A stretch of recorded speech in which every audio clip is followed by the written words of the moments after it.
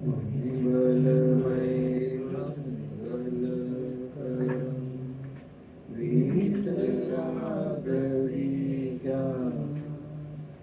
नमो ताहि जाते वै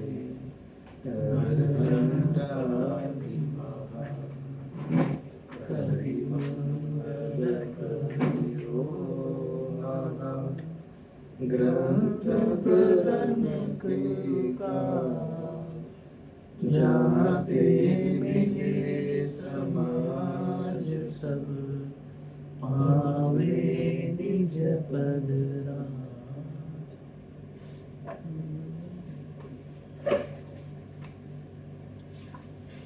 मोक्षमार्ग प्रकाशक ग्रंथ के 9वें अधिकार में हमारा विषय कैसे 312 13 313 मोक्ष मार्ग का स्वर। आत्मा का हित मोक्ष ही है, ये प्रकरण हमारा हुआ था। उत्साह से ही मोक्ष प्राप्ति होती है, ये भी कार्य हमारा हुआ। अब मोक्ष मार्ग का स्वरूप वाला प्रकरण हम लोग यहाँ पर देखते हैं। जस्ट इसके पहले 2 लाइन दी है, इसलिए अवसर चूकना योग्य नहीं है। अब सर्व प्रकार से अवसर आया ही, ऐसा अवसर प्राप्त करना कठिन है। इसलिए श्री गुरु दयालु होकर मोक्ष मार्ग का उपदेश देते हैं। उसमें भव्य जीवों को प्रवृत्ति करना। तो कह रहे श्री गुरु दयालु होकर के मोक्ष मार्ग का उपदेश देते हैं, उसमें भव्य जीवों को प्रवृत्ति करना। तो भव्य जीव जो है उन्हें इस मोक्ष मार्ग में प्रवृत्ति करने का उपदेश है। तो हम अब देखते हैं मोक्ष का स्वरूप क्या है। अब मोक्ष मार्ग का स्वरूप कहते हैं, तो अभी तो मोक्ष मार्ग का ही स्वरूप है, फिर मोक्ष का स्वरूप आएगा। जिनके निमित्त से आत्मा अशुद्ध दशा को धारण करके दुखी हुआ, ऐसे जो मोहादिक कर्म उनका सर्वथा नाश होने पर केवल आत्मा की सर्व प्रकार शुद्ध अवस्था का होना वो मोक्ष है। उसका जो उपाय कारण उसे मोक्ष मार्ग जानना है। क्या कहते हैं? जिनके निमित्त से आत्मा अशुद्ध दशा को धारण करके दुखी हुआ, मतलब जिस निमित्त से, जिस कारण से आत्मा अशुद्ध दशा को धारण करते हुए दुखी हो रहा था, ऐसे जो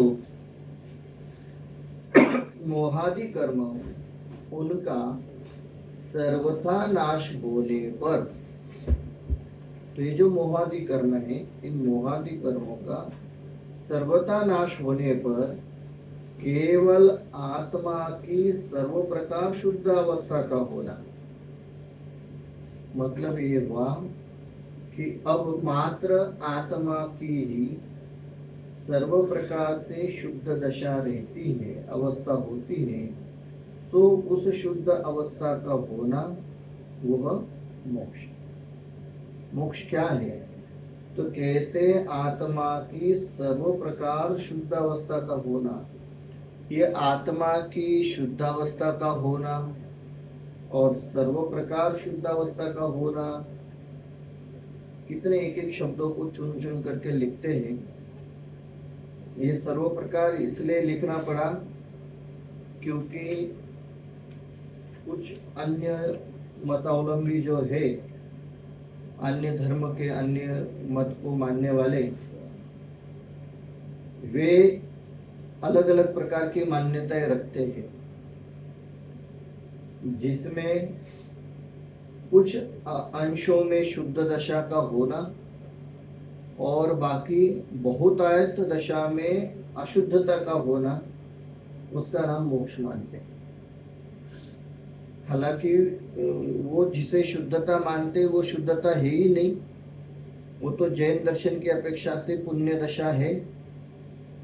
जैसे गोलोक धाम में पहुंचना, उसका नाम मोक्ष मानते हैं। तो गोलोक धाम मतलब होता है स्वर्ग की दशा, और स्वर्ग की दशा ये पुण्य का कार्य है, पुण्य का फल है, पुण्य का उदय है। उसमें आत्मा की शुद्धता का कुछ लेना देना नहीं है। इसलिए वो कहना चाह रहे हैं कि भाई सर्व प्रकार की शुद्धता उसका नाम मोक्ष है। अब ये सर्व प्रकार में सब प्रकार की शुद्धता आई है, कर्म अपेक्षा से द्रव्य कर्म, भाव कर्म और नो कर्म, तीनों प्रकार की शुद्धता का होना उसका नाम मोक्ष है। उसका जो उपाय कारण उसे मोक्ष मार्ग जाता है, और ऐसी दशा को प्राप्त करने का जो कारण है या ऐसी दशा को प्राप्त करने के लिए जो कार्य किया जा रहा है, जो मार्ग है, उसका नाम मोक्ष मार्ग है। वहां कारण तो अनेक प्रकार के होते हैं। कोई कारण तो ऐसे होते जिनके हुए बिना तो कार्य नहीं होता, और जिनके होने पर कार्य हो या न भी हो, जैसे मुनिलिंग धारण किए बिना तो मोक्ष नहीं होता, परंतु मुनिलिंग धारण करने पर मोक्ष होता भी है और नहीं भी होता। तथा कितने ही कारण ऐसे हैं कि मुख्यतः तो जिनके होने पर कार्य होता है, परंतु किसी के बिना हुए भी कार्य सिद्धि होती है। जैसे अंशनादि बाह्य तप का साधन करने पर मुख्यतः मोक्ष प्राप्त करते हैं, परंतु भक्तादि के बाह्य तप के बिना ही मोक्ष की प्राप्ति हुई। तथा कितने ही कारण ऐसे हैं जिनके होने पर कार्य सिद्धि होती ही होती है, और जिनके न होने पर सर्वथा कार्य सिद्धि नहीं होती। जैसे सम्यक दर्शन ज्ञान चारित्र की एकता होने पर तो मोक्ष होता ही होता है, और उनके न होने पर सर्वथा मोक्ष नहीं होता। ऐसे यह कारण कहे, उनमें अतिशय पूर्वक नियम से मोक्ष का साधक जो सम्यक दर्शन ज्ञान चारित्र का एक ही भाव सो मोक्ष मार्ग जानना, इन सम्यक दर्शन सम्यक ज्ञान सम्यक चारित्र में एक भी न हो तो मोक्ष मार्ग नहीं होता। क्या कहते हैं कि भाई जो शुद्ध अवस्था का कारण उपाय उसका नाम मोक्ष मार्ग। तो वो कारण ढूंढ रहे, कौन है कारण? तो कहते हैं वहां कारण तो अनेक प्रकार के होते हैं। अब अलग अलग प्रकार के कारणों की चर्चा करते हैं। कहते हैं कोई कारण तो ऐसे होते हैं जिनके हुए बिना तो कार्य नहीं होता, और जिनके होने पर कार्य हो या न भी हो। मतलब मोक्ष मार्ग में, मोक्ष की प्राप्ति में कुछ कारण ऐसे हैं कि जो नहीं है तो कार्य नहीं होगा, नहीं है तो नहीं होगा, ये तो निश्चित है, पर है इसलिए मोक्ष होगा ऐसा भी नहीं है। मतलब नहीं होने पर नहीं होगा ये तो पक्का है, पर वो कारण हो और कार्य हो ही हो ऐसा भी नहीं। जैसे कहते हैं मुनिलिंग धारण करना, मुनिलिंग धारण किए बिना मोक्ष का कार्य नहीं होता है, पर मुनिलिंग धारण किया है इसलिए मोक्ष का कार्य हो ऐसा भी नहीं। सो इसलिए कहते हैं कारण तो अनेक प्रकार के हैं। कोई कारण हो तो कार्य हो ही हो, और न हो तो ठीक है, नहीं भी हो सकता। कारण होने पर भी कार्य नहीं हो सकता है। फिर कहते हैं जैसे मुनिलिंग धारण किए बिना तो मोक्ष नहीं होता, परंतु मुनिलिंग धारण करने पर मोक्ष होता भी है और नहीं भी होता है। तथा कितने ही कारण ऐसे हैं कि मुख्यतः तो जिनके होने पर कार्य होता है, परंतु किसी के बिना हुए भी कार्य सिद्धि होती है। मतलब वो कह रहे हैं कितने ऐसे कारण हैं कि मुख्यतः तो उनके होने पर कार्य होता है। मतलब पहले में क्या कह रहे थे कि कारण नहीं है तो कार्य नहीं होगा। अब कह रहे हैं कि कितने सारे ऐसे कारण हैं कि जिनके होने पर कार्य होता है, और नहीं है तो कोई बात नहीं, फिर भी कार्य होता है। होने पर तो होता है, परंतु नहीं है इसलिए कार्य नहीं होगा, ऐसा भी नहीं है। नहीं होने पर भी कार्य होता है। पहले वाले में हमने देखा था कि कुछ कारण ऐसे हैं जिनके हुए बिना कार्य नहीं होगा, परंतु कारण होने पर कार्य होगा ही, ऐसा भी नहीं है। अब उसके उल्टा कह रहे हैं कितने सारे कारण ऐसे हैं जिनके होने पर कार्य होता है, और नहीं हो तो भी कार्य हो जाता है। जैसे कि कहते बाह्य अंशनादि, अंशनादि बाह्य तप का साधन करने पर मुख्यतः मोक्ष प्राप्त करते हैं। अंशनादि बाह्य तप करते हैं तो हम देखते हैं कि भाई बाह्य तप करने पर तो कार्य हो रहा है, जीव को मोक्ष की प्राप्ति हो रही है, परंतु भरतादि के बाह्य तप के बिना ही मोक्ष की प्राप्ति हुई। अब यहाँ जो कह रहे कि भरतादि के बाह्य तप के बिना ही मोक्ष की प्राप्ति हुई, इसका अर्थ ये हुआ कि बाह्य कारण न होने पर भी कार्य हुआ।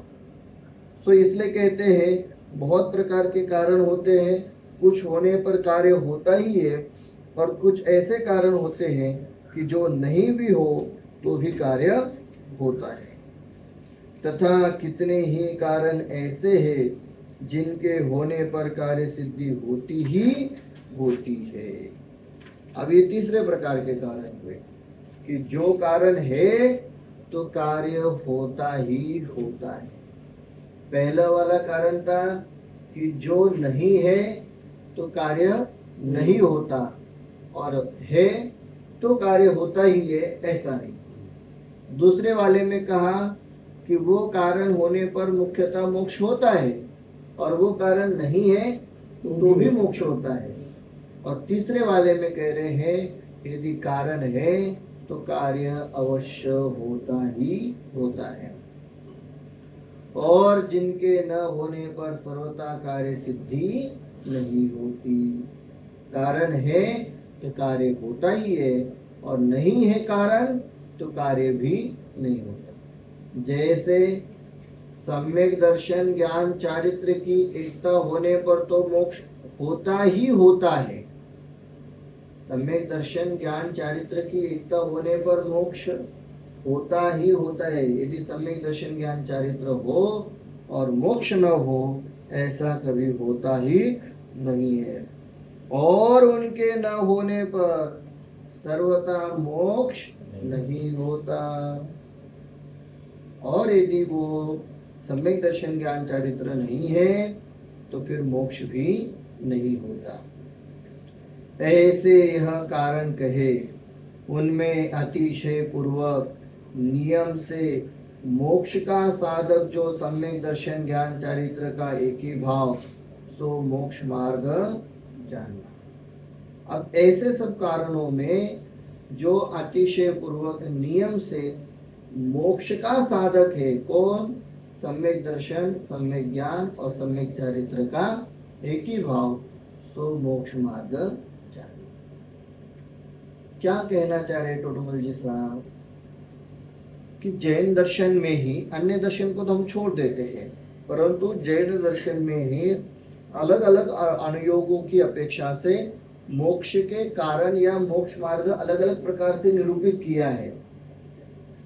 जैसे कि चरणान योग में, प्रथमान योग में मुनि पद के बिना मोक्ष नहीं होता है, ऐसा कथन मिलता है। चरणान योग में बाह्य तप किए बिना मोक्ष नहीं होता है, ऐसा कथन मिलता है। इसलिए टोडरमल जी ने पहले में दोनों ही कारणों को ले लिया कि मुनि पद के बिना मोक्ष नहीं होता है, ये बिल्कुल सत्य है, परंतु मुनि पद होने पर मोक्ष होता ही है, ऐसा भी नहीं।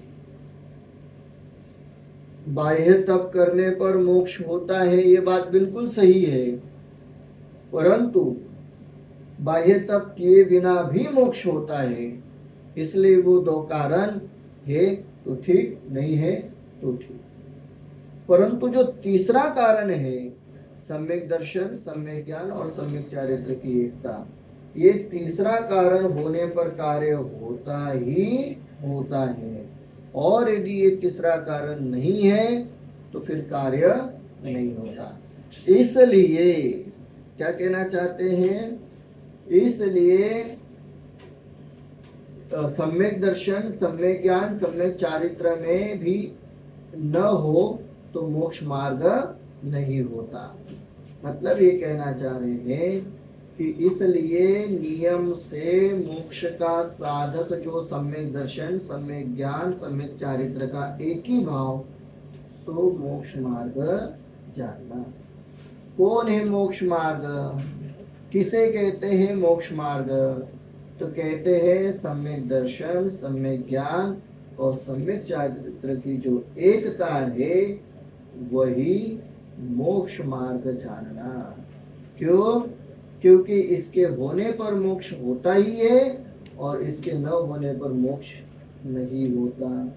तो जिनके होने पर हो वो ही सच्चे अर्थों में मोक्ष मार्ग जानना। इन सम्यक दर्शन, सम्यक ज्ञान, सम्यक चारित्र में एक भी न हो, तीनों में से एक भी न हो तो मोक्ष मार्ग नहीं होता। इसलिए सच्चे अर्थों में तो यही मोक्ष मार्ग है।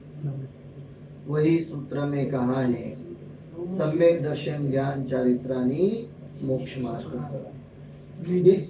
सम्यक चारित्र मीन्स क्या लेने की? आत्मारूप, आत्मलीनता, स्वरूपाचरण चारित्र। बिल्कुल। उसमें मुनि धर्म आदि का क्या, वो भी यदि सम्यक दर्शन पूर्वक सम्यक चारित्र है तो वो बाह्य दशा में मुनि दशा है तो भी ठीक, नहीं है तो भी ठीक। देखिए आपका प्रश्न ऐसा है कि सम्यक चारित्र में क्या लेवे, मात्र मुनि दीक्षा धारण करना उसे सम्यक चारित्र में लेवे? तो कहते नहीं, आत्मलीनता पूर्वक यदि मुनि दशा है तो वो सम्यक चारित्र में जरूर है। आत्मलीनता के बिना यदि मुनि दशा है तो फिर उसे हम सम्यक चारित्र में नहीं लेंगे। इसलिए कहते हैं सम्यक दर्शन, सम्यक ज्ञान, चारित्र की एकता ही मोक्ष मार्ग है। इस सूत्र की टीका में कहा है कि यहाँ मोक्ष मार्ग ऐसा एक वचन कहा, उसका अर्थ यह है कि तीनों मिलने पर एक मोक्ष मार्ग है, अलग अलग तीन मार्ग नहीं। कहते ना मोक्ष मार्ग कहा, तो इसका अर्थ यहाँ पर ये ले रहे हैं, ये तीनों की एकता, तीनों के मिलने पर ही मोक्ष मार्ग होता है, तीनों की एकता ही मोक्ष मार्ग है। यदि तीनों अलग अलग है तो फिर मोक्ष मार्ग नहीं। इसलिए कहते हैं तीनों के मिलने पर मोक्ष मार्ग होता है, अलग अलग तीन मार्ग नहीं है। यहाँ प्रश्न है कि असंयत सम्यक दृष्टि के तो चारित्र नहीं है, उसको मोक्ष मार्ग हुआ है या नहीं हुआ? क्या कहते हैं? असंयत सम्यक दृष्टि। कौन है असंयत सम्यक दृष्टि? चौथे गुणस्थान। तो कहते सम्यक दृष्टि के तो चारित्र नहीं है, बाह्य में कोई चारित्र दिखाई नहीं देता है, उसको मोक्ष मार्ग हुआ है या नहीं हुआ है, ऐसा शिष्य का प्रश्न है। क्यों? क्योंकि वहां लिखा ना सम्यक दर्शन, सम्यक ज्ञान और सम्यक चारित्र की एकता का नाम मोक्ष मार्ग है। तो कह रहे कि असंयत सम्यक दृष्टि के चारित्र है या नहीं? अब उसका जवाब देते हैं। मोक्ष मार्ग उसके होगा, यह तो नियम हुआ, इसलिए उपचार से इसके मोक्ष मार्ग हुआ भी कहते हैं। परमार्थ से सम्यक चारित्र होने पर ही मोक्ष मार्ग होता है। जैसे किसी पुरुष को किसी नगर चलाने का निश्चय हुआ, इसलिए उसको व्यवहार से ऐसा भी कहते हैं कि यह उस नगर को चला है। परमार्थ से मार्ग में गमन करने पर ही चलना होगा। उसी प्रकार असंयत सम्यक दृष्टि को वीतराग भाव रूप मोक्ष मार्ग का सिद्धांत हुआ, इसलिए उसको उपचार से मोक्ष मार्ग कहते हैं। परमार्थ से वीतराग भाव रूप परिणमित होने पर ही मोक्ष मार्ग होगा। तथा प्रवचन सार में भी तीनों की एकाग्रता होने पर ही मोक्ष मार्ग कहा है। इसलिए यह जानना कि तत्व श्रद्धान ज्ञान बिना तो रागादि घटाने से मोक्ष मार्ग नहीं है, और रागादि घटाए बिना तत्व श्रद्धान ज्ञान से भी मोक्ष मार्ग नहीं है। तीनों मिलने पर साक्षात मोक्ष मार्ग होता है। क्या कहते हैं? शिष्य का प्रश्न है कि असह्य सम्यक दृष्टि को सम्यक चारित्र है या नहीं है? बड़ा सुंदर जवाब दिया है। कह रहे मोक्ष मार्ग उसके होगा, यह तो नियम हुआ। क्या नियम हुआ? कि असह्य सम्यक दृष्टि को भी सम्यक चारित्र है, या संक्षिप्त में कहे तो असह्य सम्यक दृष्टि के भी मोक्ष मार्ग है। अब उसका मोक्ष मार्ग होगा, ये तो नियम हुआ, ये तो निश्चित हुआ कि उसका मोक्ष मार्ग होना है। मतलब आगे फ्यूचर में होगा? नहीं, है, वर्तमान में है। ऐसा होगा, भविष्य काल में नहीं लेना चाह रहे, वर्तमान काल में। यदि वो असह्य सम्यक दृष्टि है तो वो मोक्ष मार्गी है, ये निश्चित है। ये तो नियम हुआ। इसलिए उपचार से इसके मोक्ष मार्ग हुआ भी कहते हैं। उपचार से इसे मोक्ष मार्ग हुआ ऐसा भी कहते हैं। इसमें तो ऐसा लगता है कि पहला होगा है वो फ्यूचर के बारे में बोल रहे हैं, और फ्यूचर में होने वाला है इसलिए हुआ भी कहते हैं। हुआ मतलब प्रेजेंट में। जी देखिए, ऐसा है, शब्दार्थ के रूप में आप लेंगे, शब्दार्थ के, तो शब्दार्थ में तो यही भाव निकलेगा कि यदि कोई असह्य सम्यक दृष्टि है तो उसे भी मोक्ष मार्ग होगा, वो शब्दार्थ हुआ। परंतु भावार्थ ऐसा है, या इस कह सकते हैं विधि से लिखा गया या स्टाइल में ऐसा है कि जहाँ पर होगा मतलब हुआ है, इस अर्थ में। जैसे शब्दार्थ से बराबर है कि होगा, क्यों? क्योंकि फिर आगे लिख रहे हैं इसलिए उपचार से इसके मोक्ष मार्ग हुआ भी कहते हैं। ये सामान्य भाषा हुई। मूल बात ऐसी है कि उसके मोक्ष मार्ग है और उपचार से इसके मोक्ष मार्ग हुआ भी कहते हैं। ये भी एक पद्धति है। परमार्थ से सम्यक चारित्र होने पर ही मोक्ष मार्ग होता है। ये परमार्थ से मतलब निश्चय से। निश्चय से यदि कोई पूछेगा, कोई कहेगा कि क्या है मोक्ष मार्ग, किसे होता है मोक्ष मार्ग, तो कहते हैं जिसे सम्यक चारित्र होता है उसे ही मोक्ष मार्ग होता है। अब ये सम्यक चारित्र होता है, इसका क्या अर्थ लेंगे? तो सम्यक चारित्र का अर्थ हम लोग लेते हैं स्वरूपाचरण चारित्र, देश चारित्र, सकल चारित्र। यहाँ पर जो लेना चाह रहे हैं वो देश चारित्र और सकल चारित्र को ही लेना चाह रहे हैं, स्वरूपाचरण चारित्र को नहीं ले रहे हैं। इसलिए वो कह रहे हैं कि परमार्थ से सम्यक चारित्र होने पर ही मोक्ष मार्ग होता है। इसका सीधा सीधा अर्थ है देश चारित्र और सकल चारित्र। जैसे किसी पुरुष को किसी नगर चलने का निश्चय हुआ, इसलिए उसको व्यवहार से ऐसा भी कहते हैं कि यह उस नगर को चला है। जैसे कि आप लोगों ने निश्चित किया ना स्वामी शिखर जी जाना है, तो हम सहजता में कहेंगे आप स्वामी शिखर जी चल रहे जा रहे चल रहे। तो कहाँ जा रहे, कहाँ चल रहे? अभी तो यही बैठी हुए हैं। तो कथन तो ऐसे ही होगा। सो ऐसे ही जिसने श्रद्धा को सम्यक कर लिया है, ज्ञान को सम्यक कर लिया है, इसलिए चारित्र भी सम्यक हुआ है, हम उसे कहेंगे ये भी मोक्ष मार्गी है। क्यों? श्रद्धा और ज्ञान पर उन्हें निश्चय किया है ना कि अब आत्मा में ही लीन होना है, तो अब वो हो गया मोक्ष मार्गी। इसलिए कहते हैं यह उस नगर को चला है। परमार्थ से मार्ग में गमन करने पर ही चलना। परमार्थ से तो तभी कहेंगे ना कि जब वो चलेगा, परंतु ऐसा कथन भी तो गलत नहीं है। ये उस नगर को चला है, सो कहते हैं परमार्थ से मार्ग में गमन करने पर ही चलना होगा। उसी प्रकार असंयत सम्यक दृष्टि को वीतराग भाव रूप मोक्ष मार्ग का श्रद्धान हुआ, इसलिए उसको उपचार से मोक्ष मार्गी कहते हैं। उसी प्रकार असंयत सम्यक दृष्टि को, जो असंयत सम्यक दृष्टि है उसे वीतराग भाव रूप मोक्ष मार्ग का श्रद्धान हुआ है। अब उसके श्रद्धान में कहीं कमजोरी नहीं है, श्रद्धान में कोई अशुद्धता नहीं है, श्रद्धान में कोई गड़बड़ी नहीं है, इसलिए उसे वीतराग भाव स्वरूप मोक्ष मार्ग का श्रद्धान हुआ, इसलिए उसको उपचार से मोक्ष मार्गी कहते हैं। उपचार से ये कर्णानुयुक्ति भाषा है, उपचार से मोक्ष मार्गी कहना। द्रव्यानुयुक्त तो कहता है मोक्ष मार्गी ही है, क्योंकि उसका श्रद्धान सम्यक हुआ है, परंतु कर्णानुयुक्त कहेगा नहीं, अभी उपचार से कहेंगे, क्योंकि उसको अभी 5वां गुणस्थान 6वां 7वां गुणस्थान प्राप्त करना बाकी है। इसलिए कहते हैं उपचार से मोक्ष मार्ग कहते हैं। परमार्थ से वीतराग भाव रूप परिणमित होने पर ही मोक्ष मार्ग होगा। परमार्थ से क्या है मोक्ष मार्ग?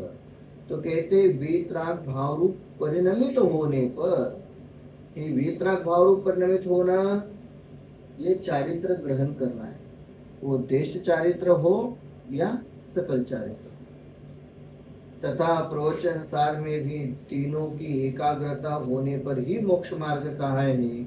इसलिए यह जानना कि तत्व श्रद्धान ज्ञान बिना तो रागादि घटाने से मोक्ष मार्ग नहीं है।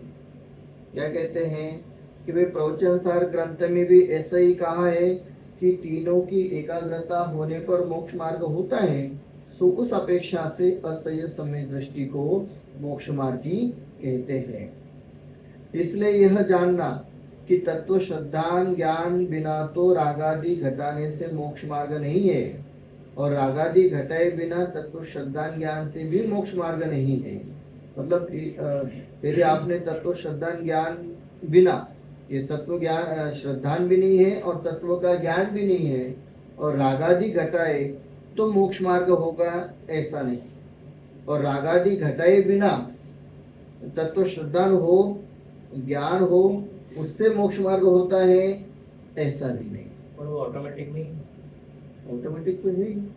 ऐसा क्यों लिखा है कि तत्व श्रद्धा ज्ञान हुआ है तो रागादि तो घटी ही है जी, यानी ये अपेक्षा क्या अपेक्षा से बराबर।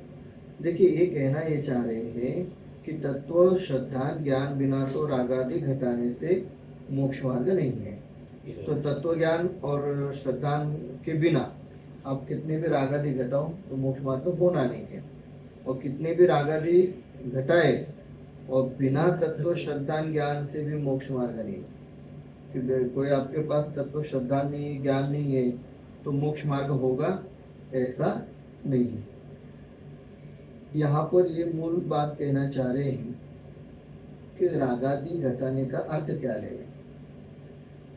श्रद्धान रूप से भले रागादि घटे हो या एक कषाय चौकड़ी के अभाव पूर्वक रागादि घटे हो, परंतु उस रागादि के घटने से मोक्ष मार्ग प्रारंभ तो होता है, परंतु वो फल प्राप्ति नहीं दे रहा है। एक कषाय चौकड़ी बाद फल प्राप्ति कब होगी? जब तक 3 कषाय चौकड़ी का अभाव नहीं होगा, बचे हुए मतलब चारों कषाय चौकड़ी का अभाव। यह हम कहेंगे फल प्राप्ति का निर्णय या निश्चय कब होगा? जब 3 कषाय चौकड़ी का अभाव होगा। चारित्र मोह की तो बात नहीं कर रहे, चारित्र मोह की बात करना चाह रहे हैं, बिल्कुल, क्योंकि चारित्र वाली बात है ना, असंयत सम्यक दृष्टि को चारित्र है या नहीं, सारी चर्चा चारित्र मोह की लेना चाह रहे हैं। वो कह रहे हैं कि अनंतानुबंधी का अभाव हुआ है तो वो मोक्ष मार्गी बन गया, ये ठीक है, पर हम पूर्ण रूप से उसे मोक्ष मार्गी नहीं कह रहे। इसलिए नहीं कह रहे हैं क्योंकि अभी 3 कषाय चौकड़ी बाकी है, और जब तक वो 3 कषाय चौकड़ी बाकी है तब तक जीव को पूर्ण सुख की प्राप्ति नहीं होगी। इसके लिए हम लोग जो 1 कषाय चौकड़ी के अभाव में चारित्र हुआ है उसे यहाँ पर पूर्ण रूप से ग्रहण नहीं करना चाहते। फिर आगे चल करके वो कह रहे हैं कि भाई चारित्र होने पर, रागादि घटने पर तो यहाँ पर देश चारित्र और सकल चारित्र को लेना है। जब देश चारित्र होता है तो हम ऐसा पूर्ण रूप से निश्चय पूर्वक कह सकते हैं कि इस जीव को मोक्ष की प्राप्ति होगी ही होगी। क्यों? क्योंकि देश चारित्र को धारण करने वाला जीव कुछ ही समय में मोक्ष को प्राप्त करता है। जैसा कि एक कषाय चौकड़ी के अभाव पूर्वक मोक्ष को धारण करने वाले जीवों के लिए कहा है कि अर्धपुद्गल परावर्तन काल में कुछ समय कम, अंतर मुहूर्त कम हो, तब जीव मोक्ष को प्राप्त करेगा ही करेगा। तो उसके लिए वो अर्धपुद्गल परावर्तन काल बहुत बड़ा है। परंतु देश चारित्र का धारक यदि कोई जीव है तो वो बहुत कम समय में मोक्ष को प्राप्त करता है। ऐसा देश चारित्र के लिए अधिकतम समय का कहीं स्पष्टता से उल्लेख मिलता नहीं है, मेरे तो पढ़ने में कभी आया नहीं। और सकल चारित्र के बारे में भी ऐसा कोई बहुत स्पष्टता से उल्लेख नहीं मिलता है कि 10 भव, 4 भव, 2 भव, ऐसा टाइम अपेक्षा। पर यह बात निश्चित है कि देश चारित्र और सकल चारित्र वाले बहुत अल्प समय में मोक्ष को धारण करते हैं, बहुत अल्प समय में। सो इसलिए देश चारित्र और सकल चारित्र होने पर मोक्ष का होना ही होना है, इस अपेक्षा से यहाँ पर उनको मूल रूप से मोक्ष मार्गी कह रहे हैं। असह्य सम्यक दृष्टि को नियम से तो कह रहे कि मोक्ष मार्गी है, पर परमार्थ से नहीं कह रहे। वो परमार्थ से इसलिए नहीं कह रहे हैं क्योंकि उसका टाइम पीरियड बहुत ज्यादा है। और देश चारित्र और सकल चारित्र वालों का ऐसा टाइम पीरियड नहीं है, वो बहुत कम समय में या अल्प समय में मोक्ष को धारण करते हैं, इसलिए वो परमार्थ से मोक्ष मार्गी वही है। इसलिए यह जानना कि तत्व श्रद्धान ज्ञान बिना तो मोक्ष तो रागादि घटाने से मोक्ष मार्ग नहीं है, और रागादि घटाए बिना तत्व श्रद्धान ज्ञान से भी मोक्ष मार्ग नहीं है। तीनों मिलने पर साक्षात मोक्ष मार्ग होता है। तीनों मतलब तत्व श्रद्धान भी हो, तत्व ज्ञान भी हो और तत्व चारित्र भी हो। तो श्रद्धा, ज्ञान और चारित्र तीनों एक साथ हो तब जाकर के मोक्ष मार्ग होता है। अब इनका निर्देश लक्षण निर्देश और परीक्षा द्वारा निरूपण करते हैं। अब ये जो सम्यक दर्शन, सम्यक ज्ञान, सम्यक चारित्र है, इनका निर्देश लक्षण निर्देश और परीक्षा द्वार से निरूपण करते हैं। लेकिन इनका पहले निर्देश करेंगे, निर्णय करेंगे, फिर लक्षण निर्देश करेंगे और फिर परीक्षा। ये निर्देश मतलब उसका निर्णय करना, मतलब नाम रखना, कुछ ऐसा होता है ना, नहीं करना क्या है तो पहले वो निर्धारित करो, फिर उसे लक्षणों से पक्का करो और फिर उसकी परीक्षा करो, तो जब तब जाकर के वो निर्णय होता है। उस अपेक्षा से कह रहे हैं। वहाँ सम्यक दर्शन, सम्यक ज्ञान, सम्यक चारित्र मोक्ष का मार्ग है। कौन कौन? सम्यक दर्शन, सम्यक ज्ञान और सम्यक चारित्र मोक्ष का मार्ग है। ऐसा नाम मात्र कथन वो तो निर्देश जाना। क्या है निर्देश? सम्यक दर्शन, सम्यक ज्ञान, सम्यक चारित्र मोक्ष का मार्ग है, ऐसा जो हमने कथन किया इसी का नाम निर्देश है।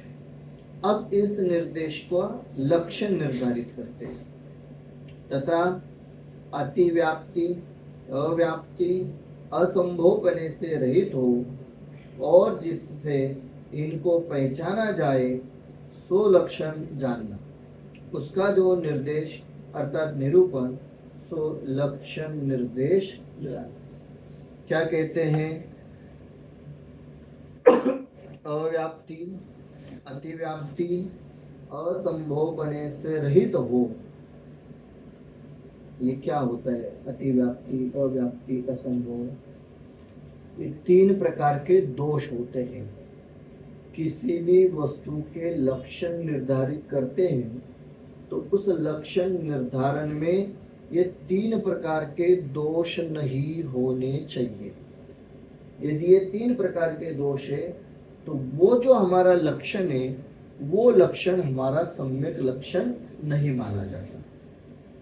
जैसे अतिव्याप्ति, अतिव्याप्ति मतलब जो हमारा लक्ष्य है उसमें तो वो लक्षण पाया जाता है, परंतु लक्ष्य से बाहर भी वो लक्षण पाया जाता है, वो हो गया अतिव्याप्ति। ठीक है।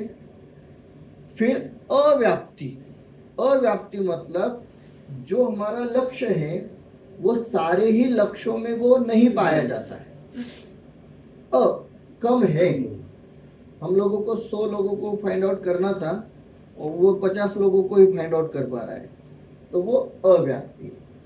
और असंभव जो कि हो ही नहीं, उसका नाम असंभव। अब विचार करते अतिव्याप्ति, अव्याप्ति और असंभव। असंभव के लिए हमने विचार किया, बहुत सारे पशु हैं, तो पशुओं का लक्षण निर्धारित करते समय हमने कहा कि जो सींग वाले हैं वो सब गाय है, जो सींग वाले हैं वे सब गाय है। तो सारे गायों में तो सींग है ही, परंतु गायों के अलावा बैलों में भी तो सींग है, तो हो गया अतिव्याप्ति, अतिव्याप्ति एक्स्ट्रा है। एक्स्ट्रा। ठीक है। फिर हमने कहा कि जो रेड कलर वाली है वो सब गाय है। तो हमने देखा कि वहां जितने भी पशु हैं उसमें से 10-15 तो रेड कलर वाले नजर आए, और जो 10-15 वाले हैं वो तो बिल्कुल गाय है, और कुछ व्हाइट कलर की भी तो गाय है, तो वो छूट गई, तो हो गया अव्याप्ति। अतिव्याप्ति में अपने में तो था ही और दूसरे में भी था, यहाँ अपने में ही सब में नहीं है। और तीसरा हमने कहा कि भाई कौन है गाय, तो हमने कहा जिसको 10 पैर होते वो है गाय। एक भी नहीं। असंभव, ऐसे होता ही नहीं है। सो ऐसे ही जो लक्षण हम निर्धारित कर रहे हैं वो अतिव्याप्ति, अव्याप्ति और असंभवपने से रहित हो, और जिससे इनको पहचाना जाए। खाली दोषों से रहित हो इतना ही नहीं, उससे इनको पहचाना भी जावे। यदि पहचाना ही न जावे तो फिर ऐसा लक्षण भी लक्षण नहीं होता है।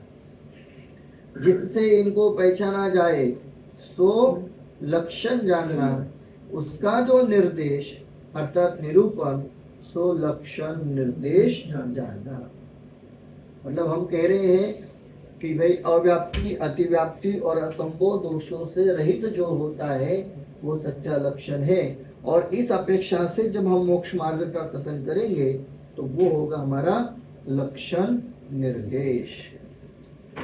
वहाँ जिसको पहचानना हो उसका नाम लक्ष्य है, उसके सिवा और का नाम अलक्ष्य है। सो लक्ष्य और अलक्ष्य दोनों में पाया जाए ऐसा लक्षण जहाँ कहा जाए वहाँ अतिव्याप्तिपना जाता है। क्या कहते हैं? वहाँ जिसको पहचानना हो उसका नाम लक्ष्य है, जिसे हमें जानना है, जिसको पहचानना है वो हमारा लक्ष्य। उसके सिवा और का नाम अलक्ष्य है, और बाकी जो कुछ है वो सब अलक्ष्य है। सो लक्ष्य व अलक्ष्य दोनों में पाया जाए ऐसा लक्षण जहाँ कहा जाए वहाँ अतिव्याप्तिपना जानना, कि जो हमारा लक्षण है वो लक्ष्य में तो है ही और अलक्ष्य में भी है, तो वो हो गया अतिव्याप्तिपना। जैसे आत्मा का लक्षण अमूर्तत्व कहा, सो अमूर्तत्व लक्षण तो लक्ष्य जो आत्मा में है उसमें भी पाया जाता है, और अलक्ष्य जो आकाशादिक है उनमें भी पाया जाता है। इसलिए यह अतिव्याप्ति लक्षण है।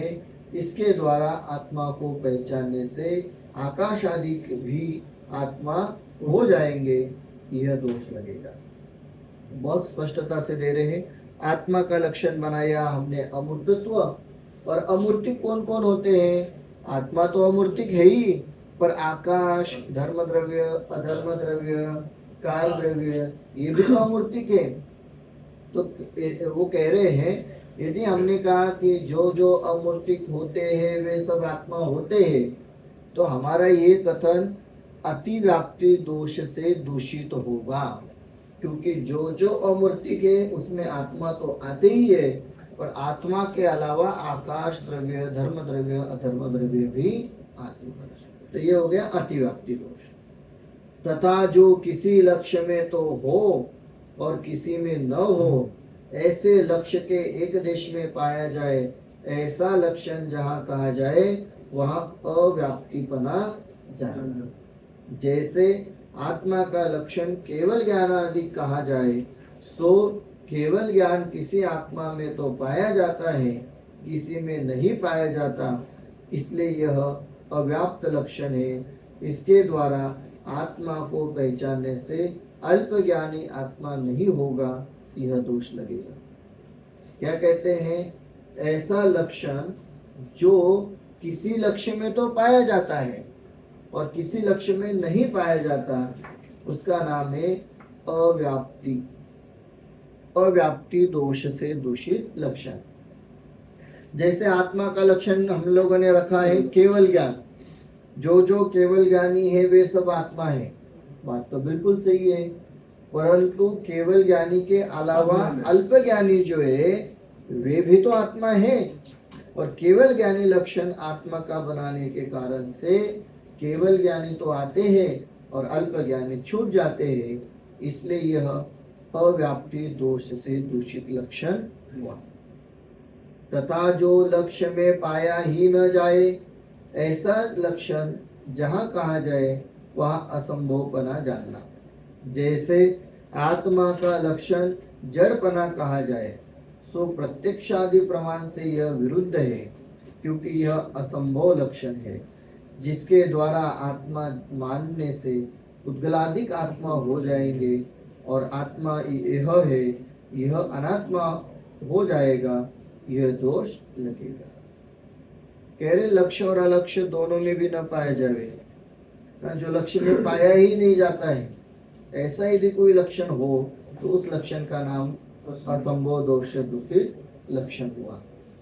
कह रहे हैं तथा लक्ष्य में तो सर्वत्र पाया जाए और अलक्ष्य में कहीं न पाया जाए, वो ये असंभव ना अपना पहला। तो कह रहे जैसे आत्मा का लक्षण जड़पना कहा जाए, आत्मा को हमने जड़ कहा, तो वो हुआ क्या? आत्मा तो जड़ है नहीं, पुद्गल तो है नहीं आत्मा, पर हमने आत्मा को पुद्गल कहा, जड़ कहा, तो कह रहे हैं इससे आत्मा तो कभी पकड़ में आने वाला ही नहीं है, इसलिए यह असंभव दोष से दूषित लक्षण हुआ। अब सच्चा लक्षण क्या है उसका विचार करते हैं। समझ में आए ना? अव्याप्ति, अतिव्याप्ति और असंभव, ये तीन प्रकार के दोष होते हैं, और तीन प्रकार के दोषों से रहित जो लक्षण होता है वो सच्चा लक्षण होता है, और उस लक्षण से लक्ष्य की प्राप्ति होती है।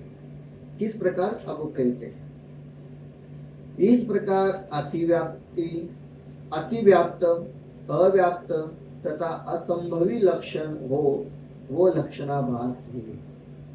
जहाँ जहाँ या जिस जिस लक्षण में अतिव्याप्त, अव्याप्त तथा असंभवी लक्षण हो वो लक्षणाभास है, वो लक्षण नहीं, वो लक्षणाभास है। हाँ। तथा लक्ष्य में तो सर्वत्र पाया जाए और अलक्ष्य में कहीं न पाया जाए, वो सच्चा लक्षण है। लक्ष्य में तो सभी जगह पाया जाए और अलक्ष्य में कहीं पर भी न पाया जाए, उसका नाम ही सच्चा लक्षण है। जैसे आत्मा का स्वरूप चैतन्य है, सो यह लक्षण सर्व ही आत्मा में पाया जाता है, अनात्मा में कहीं नहीं पाया जाता, इसलिए यह सच्चा लक्षण।